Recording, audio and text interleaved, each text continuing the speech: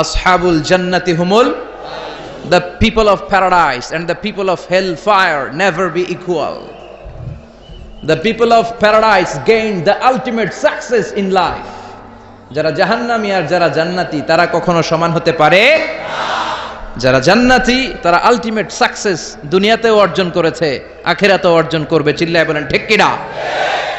এজন্য আমরা জান্নাতে যেতে চাই। কেউ যেতে চাই? জান্নাতে কোনো মারামারি আছে? কিলাকিলি আছে? ঠেলাঠেলি আছে? হরতাল আছে? যানজট আছে? পুলিশের দৌড়ানি, র্যাবের দৌড়ানি, ক্রস ফায়ার, হত্যা, গুম কিছু আছে? জান্নাতে আছে শুধু আরাম। জান্নাতে আছে শুধু জান্নাত কে মজা লেলো, জান্নাত তোমারি হ্যায়। সুবহানাল্লাহ পড়েন। এজন্য আমরা জাহান্নামে যেতে চাই না, আমরা জান্নাতে যেতে চাই। আমরা মানুষের মতো মানুষ হতে চাই। চিল্লায় বলেন ঠিক কিনা? তো এই যে তিনটা ছেলে, আমরা তাদের জন্য দোয়া করি যে তারা জান্নাতি হয়েছে। আগের সব গুনাহ, সব পাপ, সব অন্যায়, সব অসঙ্গতি মুহূর্তের মধ্যে ডিলিট করে দিয়েছে কে? এখন থেকে তারা জান্নাতি। আমরা তাদের জন্য দোয়া করব আমরণ তারা যেন এই তাওহীদের উপর থাকতে পারে। আরো জোরে পড়েন আমিন। আমরা সবাই জান্নাতি হতে চাই, ঠিক কি না? এজন্য জান্নাতি লোকেরা ঘুষ খায়ও না, ঘুষ দেয়ও না। কারণ আর রাশি ওয়াল মুরতাশি কিলাহুমা ফিন্নার। ঘুষ যে খায়, ঘুষ যে দেয়, উভয়ই জাহান্নামী। আমরা জাহান্নামী হতে চাই? আমরা যেতে চাই কই? জোরে বলতে হবে, যেতে চাই কই?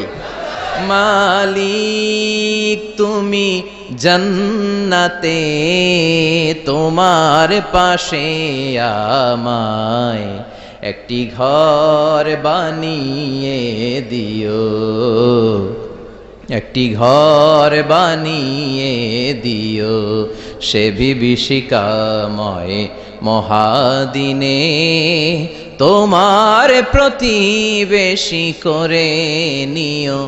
মালিক তুমি জান্নাতে, তোমার পাশে আমায় একটি ঘর বানিয়ে দিও, একটি ঘর বানিয়ে দিও। পড়েন আমিন। আর জোরে আমিন। তাহলে ঘুষের সাথে আমাদের কোনো সম্পর্ক? কিন্তু বাংলাদেশে ঘুষ আছে না নাই? ব্রাহ্মণবাড়িয়াতে মনে হয় নাই, কসবাতে নাই, আড়াইবাড়ির এই এলাকাতে নাই। আহা, সরকারি অফিসগুলোতে গেলে সরকারি অফিসাররাই শুধু ঘুষ খায় না, সরকারি অফিসের চেয়ার টেবিলগুলোও খায়। কথা কন। এই ঘুষ বন্ধের জন্য, দুর্নীতি বন্ধের জন্য গঠন করা হলো দুর্নীতি দমন কমিশন। ওইটার ভিতরে দুর্নীতি আছে না নাই? যাইবেন কই? সরষে দিয়ে ভূত তাড়ায়, সরষের ভিতরেই ঢুকছে ভূত। মানুষ পাগল হলে বাঁধে রশি দিয়ে, রশি পাগল হলে বাঁধবেন কি দিয়ে? কথা বলেন। এজন্য এই ঘুষের বিরুদ্ধে, দুর্নীতির বিরুদ্ধে আমাদেরকে জেহাদে নামতে হবে। যারাই কোরআনের, ইসলামের পক্ষে, মানবতার পক্ষে, এরা হলো মুজাহিদ। খেয়াল রাখবেন, জেহাদকে এখন অনেকে এক্সট্রিমিজম, সন্ত্রাসবাদ আর জঙ্গিবাদের সাথে না বুঝে গুলিয়ে ফেলে। জেহাদ এক জিনিস, জঙ্গিবাদ আরেক জিনিস। যারা ইসলামের পক্ষে এরা হচ্ছে মুজাহিদ, আর যারা ইসলামের বিপক্ষে এরা এক একটা জঙ্গি। চিল্লায় বলেন ঠিক কিনা?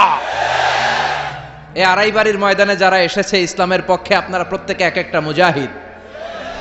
আর যারা সাহাবাকে বড় বড় ভাষণ দেয় ওগুলো জঙ্গি। চিল্লায় বলেন ঠিক কিনা? লক্ষাধিক নবী, প্রত্যেকটা নবী এক একজন মুজাহিদ। সাইয়েদনা মুসা আলাইহিস সালাম মুজাহিদ, তার মানে সবচেয়ে বড় জঙ্গিটা হচ্ছে ফেরাউন। সাইয়েদনা ইব্রাহিম আলাইহিস সালাম মুজাহিদ, তার মানে সবচেয়ে বড় জঙ্গির নাম হচ্ছে নমরুদ। আমার পেয়ারা নবী, বিশ্ব নবী ছিলেন মুজাহিদ, তার মানে আবু জাহেল হচ্ছে জঙ্গি। জোরে বলেন ঠিক কিনা? এদেশে যারা ইসলামের পক্ষে কথা বলে এরা মুজাহিদ, আর ইসলামরে যারা গালি দেয়, কোরআনের আওয়াজকে যারা বন্ধ করে দিতে চায়, এরাই সন্ত্রাসবাদের ধারক এবং বাহক। জোরে বলেন ঠিক কিনা?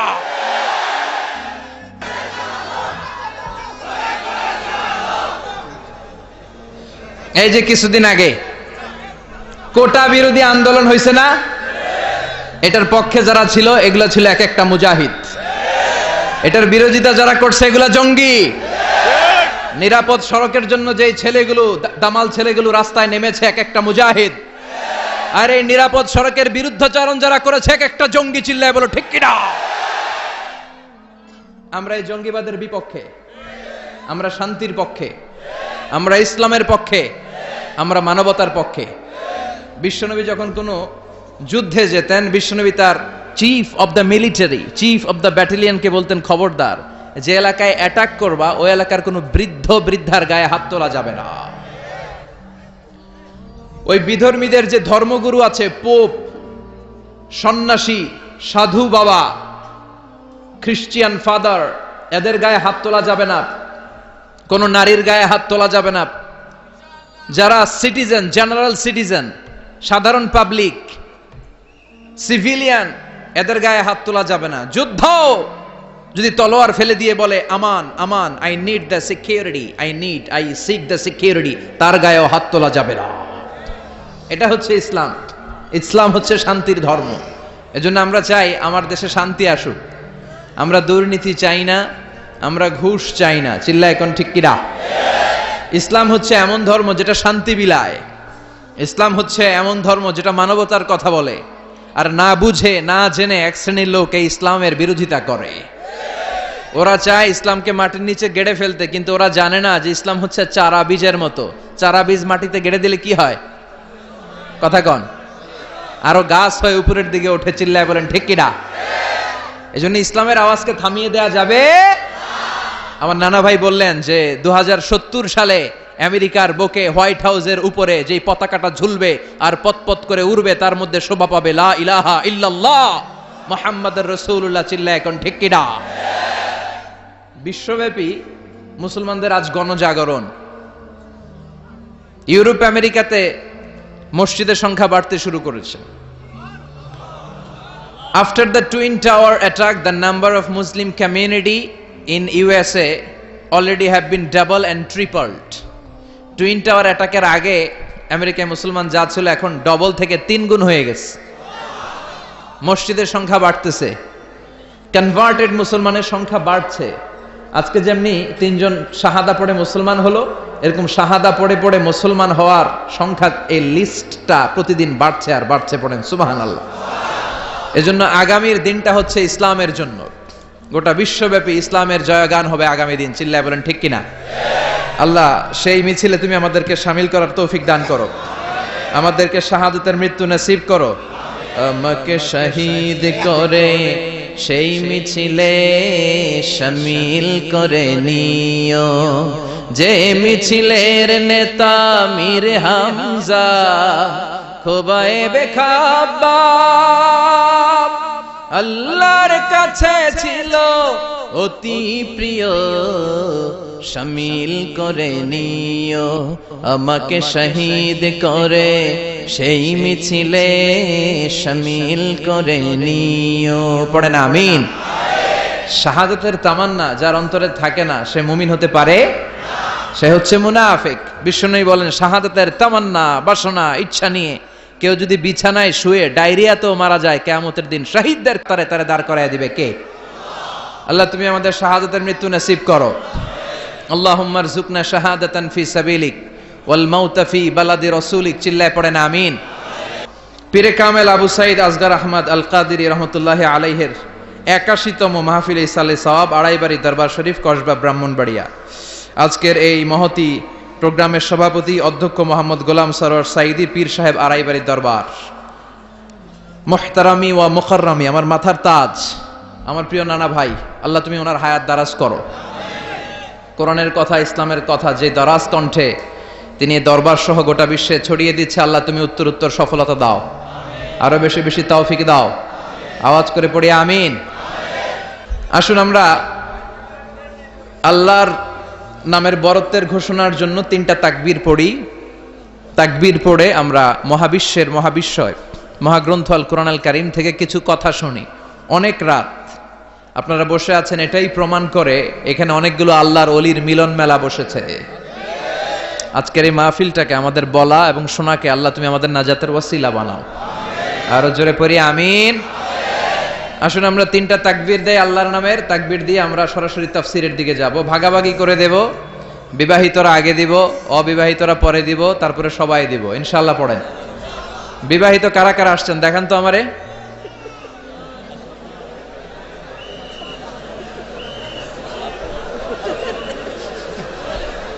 নামান নামান, মাশাআল্লাহ। এবার অবিবাহিতরা হাত তোলো। এই পোলাপাইন কি দুষ্ট জানেন, আগে থেকেই প্ল্যান নিয়ে আসে যে চল আজকে অবিবাহিতরা আমরা তাকবীর দিয়ে জিতায় যাব। এই যুবকদের মধ্যে আছে প্রাণ ঢালা উচ্ছ্বাস, তোমাদের রক্ত গরম, এই গরম রক্তকে ইসলামের জন্য কাজে লাগাতে হবে।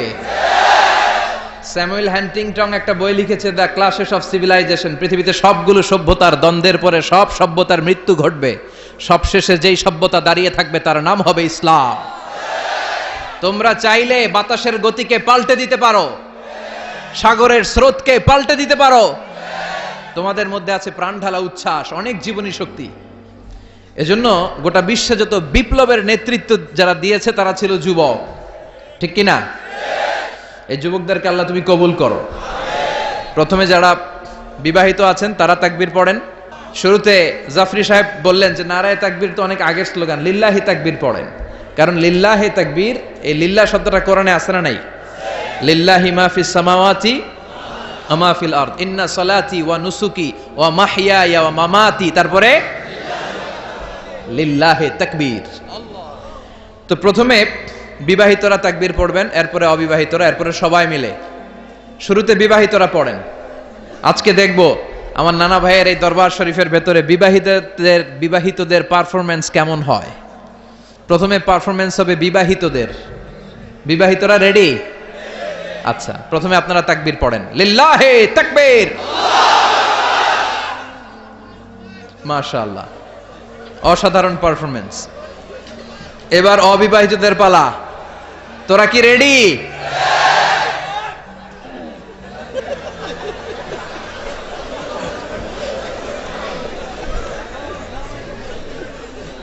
বিবাহিতদেরকে হারায় দেওয়া যাবে?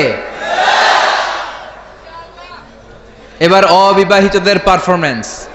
অবিবাহিত যারা, তোমরা তাকবীর দাও, লিল্লাহি তাকবীর। মাশাআল্লাহ মাশাআল্লাহ। এবার সবাই মিলে তিনটা তাকবীর পড়েন একসাথে আওয়াজ করে, যাতে আল্লাহর নামের স্লোগানে আড়াইবাড়ি দরবারের ময়দান কেঁপে কেঁপে ওঠে। পারা যাবে মুসলমান? সবাই মিলে তিনটা পড়েন, লিল্লাহি তাকবীর।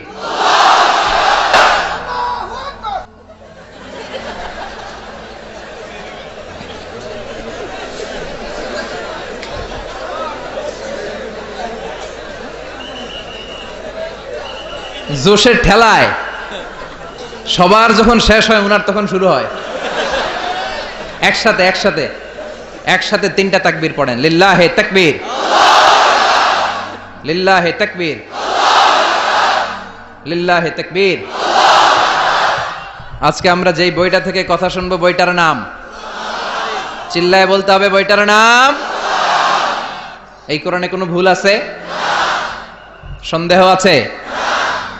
কোনো সংশয় আছে? এই কোরআন দিয়ে বাংলাদেশের সব বিধানগুলো চালু হোক, চাই কি চাই না? আমার এই কোরআনের আইন দিয়ে আমাদের ক্যান্টনমেন্টের সবগুলো ভবন চলুক, চাই কি চাই না? আমাদের গণভবন, বঙ্গভবন কোরআন দিয়ে চলুক, চাই কি চাই না? সংসদ ভবনের প্রতিটি আইন কোরআনের আলোকে পাশ হোক, চাই কি চাই না? আমরা চাই ইসলামকে বিজয়ী শক্তি হিসেবে দেখতে। আল্লাহ এই স্বপ্ন যেন এদেশে পূরণ হয়। আবারও পড়ি আমিন। আমি আমার খুতবার শুরুতে সূরাতুল ইখলাস তেলাওয়াত করেছি, শুনেছেন না আপনারা সবাই? এই সূরাটা আমাদের সবারই মুখস্থ, ঠিক কিনা? ভাবলাম অনেক রাত লম্বা চূড়া কথা না ধরে ছোটখাটো কোনো কথা ধরি, যেটার ভেতরে বরকত থাকবে বেশি, অল্প সময়ে সারা যাবে। খুঁজে পেলাম সূরাতুল ইখলাস, যেটা আমাদের মধ্যে খুব অভাব। এই ইখলাসের বড্ড অভাব, ঠিক কিনা? সব জায়গায় শো অফ খুব বেশি। মাহফিল করতে গেলেও লোকজনদের ডিমান্ড থাকে, হুজুর মাহফিল জমাইতে হবে। কি করতে হবে? মাহফিল আবার জমাই কেমনে? মাহফিলে তো আমরা কোরআন সুন্নাহ থেকে যা শিখেছি কিছু কথা আপনাদের সাথে শেয়ার করব। কিন্তু আমাদেরকে বলে দেয় হুজুর মাহফিলে কিন্তু জমাইতে হবে।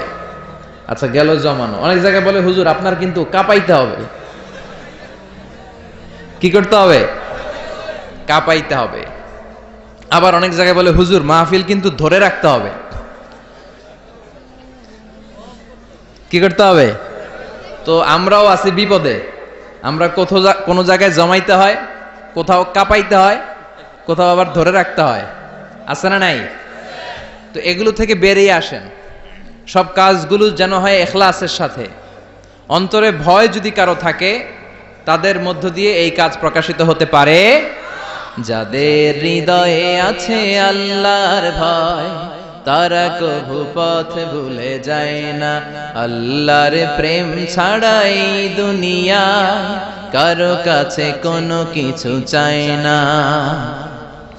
রাতের আধারে যারা সেজদাতে রয় দু চোখের শ্রুতে নদী যেন বয়। ছলনার হাতছানি যতই আসুক পেছনে ফিরেও সে তাকায় না।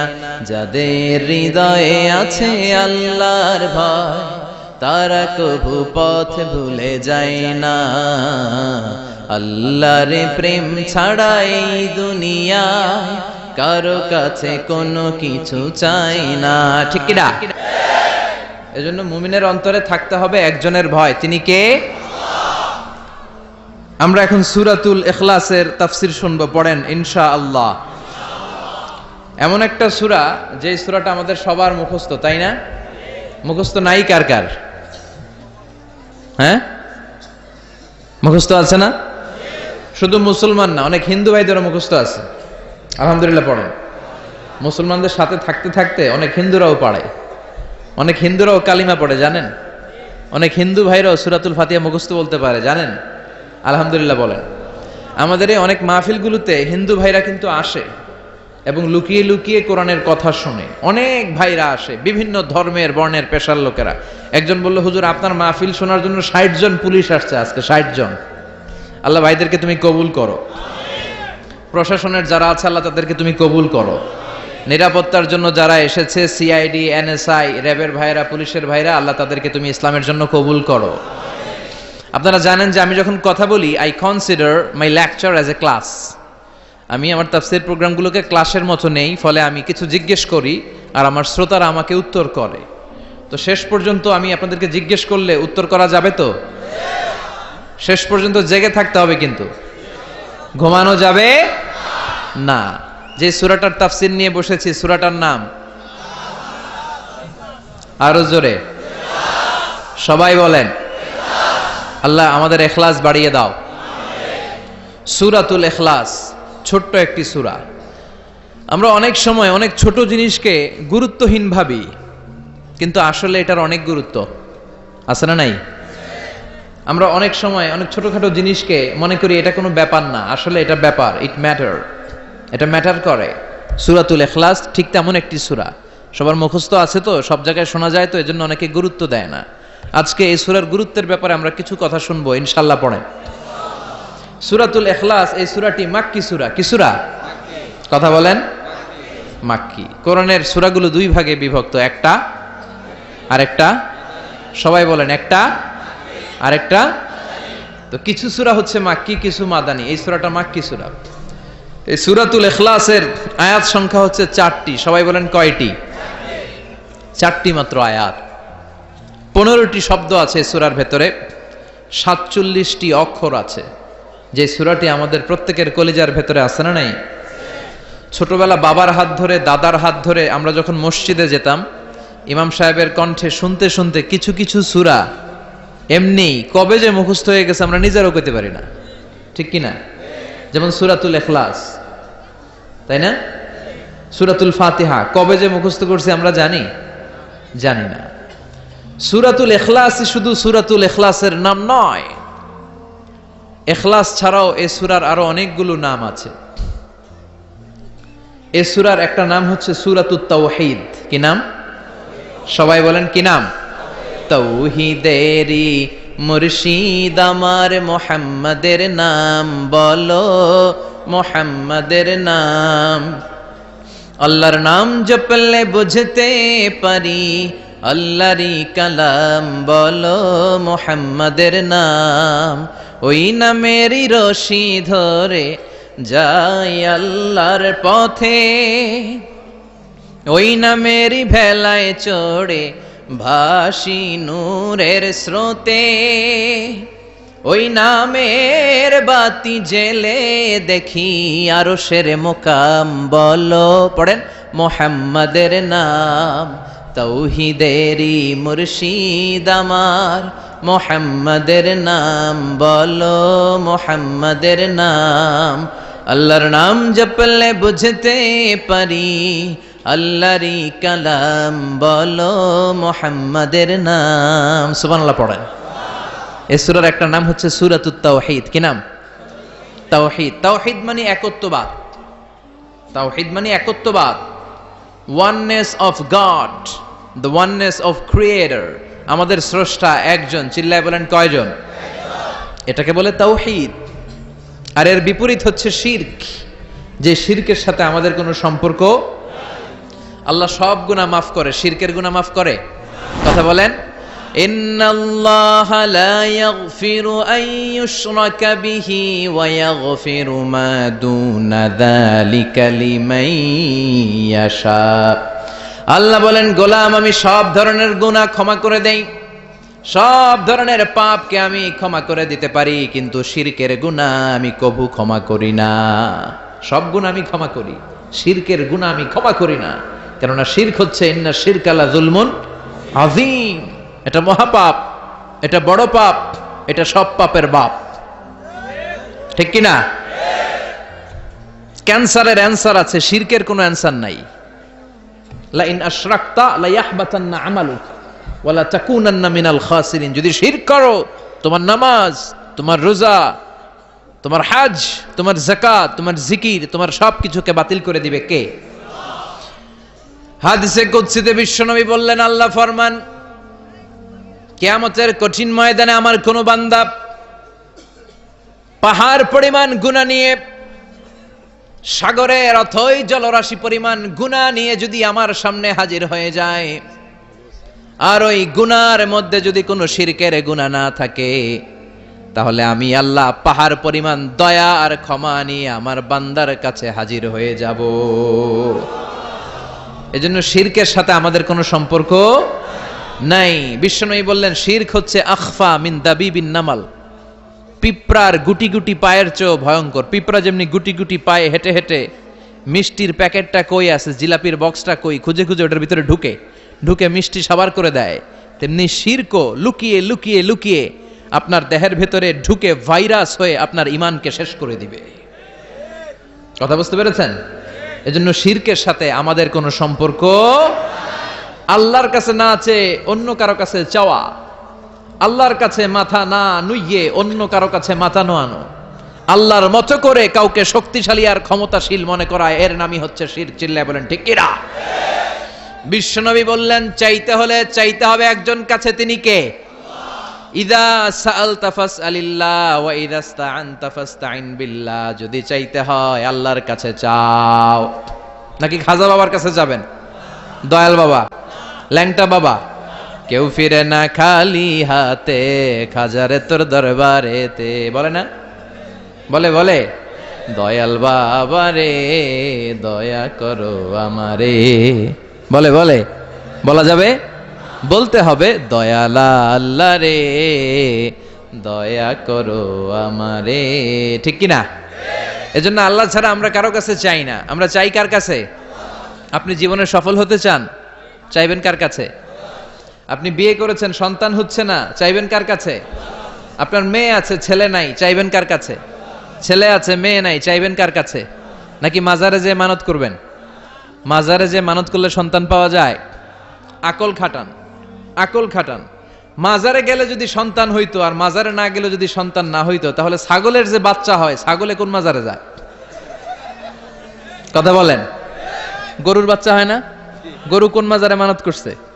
তো ও মানত করা সারা বাচ্চা পাইলো কেমনে? গাভীর যদি আল্লাহ মানত করা সারা বাচ্চা দিয়ে দিতে পারে, আপনারা দিতে পারে না? এজন্য চাইতে হবে কার কাছে? উল্টা পাল্টা জায়গায় যাওয়া যাবে? লিটন দেওয়ানের কাছে যাইবেন? কথা কন। হাতের রেখা দেখে যারা কথা বলে এদের কাছে যাওয়া যাবে? অনেকে বলে হাতের রেখায় নাকি ভাগ্য থাকে। নাউজুবিল্লাহ পড়েন। ভুয়া কথা, হাতের রেখায় কোনো ভাগ্য থাকে না। কারণ ভাগ্য তারও থাকে যার হাত থাকে না। এই পৃথিবীতে অনেক সন্তান আছে বিকলাঙ্গ হয়ে জন্মায়, যার হাত নাই পা নাই, আছে না নাই? তো যে বিকলাঙ্গ হয়ে জন্মালো তার তো হাতই নাই, কিন্তু ওরও তো ভাগ্য আছে। সুবহানাল্লাহ পড়েন। এই যে বিশ্বাস, আইডিওলজি, ডক্ট্রিন, এটার নাম হচ্ছে তাওহীদ। এটার নাম কি? এই আড়াইবাড়ি দরবারের ভেতরে শিরকের কোনো ছিটে ফোটা নাই, চিল্লা এখন ঠিক কিনা? এ দরবার তাওহীদের উপর প্রতিষ্ঠিত দরবার। এ দরবার কোরআন সুন্নাহর আলোকে চালিত এক দরবার, যে দরবারের জিহাদ হচ্ছে শিরকের বিরুদ্ধে, চিল্লায় বলেন ঠিক কিনা? এ সূরার নাম হচ্ছে সূরাতুত তাওহীদ, তাওহীদের সূরা, একত্ববাদের সূরা। তাহলে আমরা পেলাম সূরাতুল ইখলাস শুধু সূরাতুল ইখলাসের নাম নয়, এটার আরেকটা নাম আছে সূরাতুত তাওহীদ। সবাই বলেন কি নাম? আবার বলেন কি নাম? তাওহীদ। এ সূরার আরেকটা নাম